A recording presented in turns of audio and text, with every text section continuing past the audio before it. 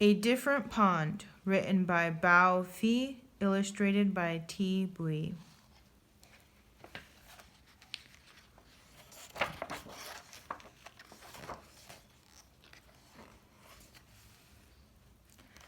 Dad wakes me quietly so Mom can keep sleeping.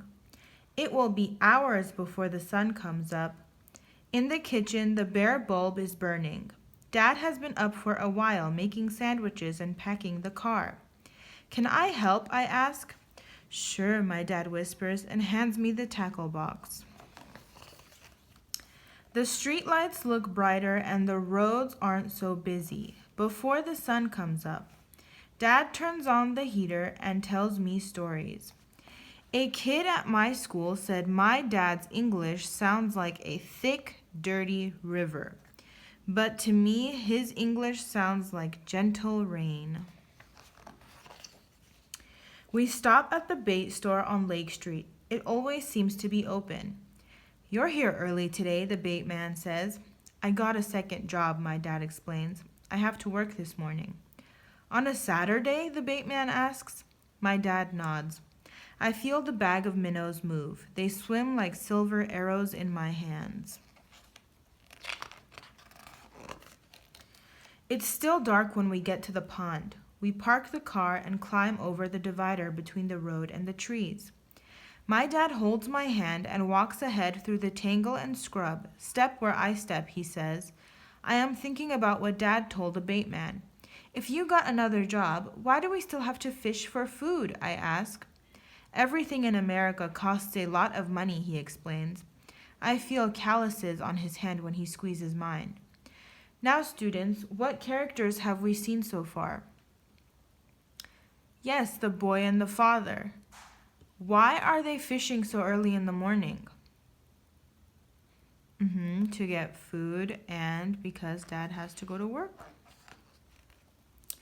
Sometimes a Hmong man is at the pond.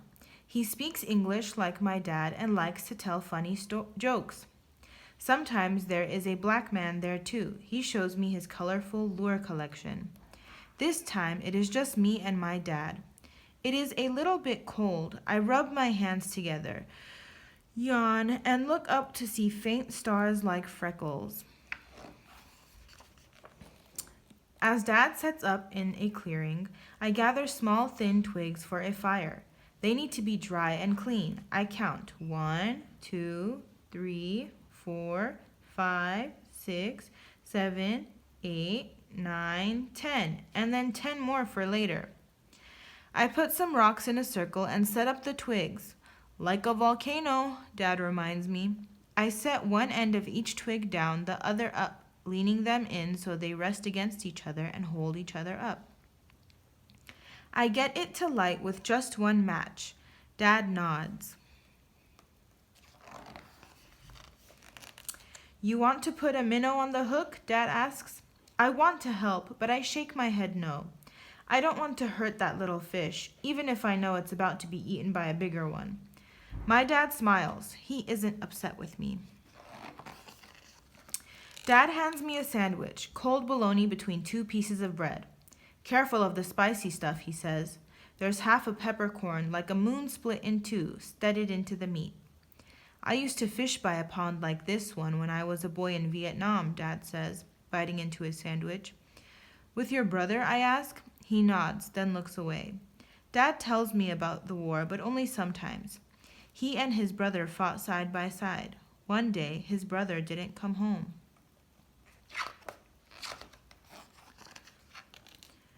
The bobber dips in the dark and Dad pulls. Got one, he says, almost shouting. A crappie, and soon another. Can I help? I ask. He nods and I use 2 hands to help guide the fish into the bucket. The fish feels slimy and rough at the same time. Dad laughs at the funny face I make. Dad smiles, his teeth broken and white in the dark, because we have a few fish and he knows we will eat tonight. Time to go home. Dad must get ready for work. He washes his hands with a small nub of green and white soap. Then I do the same.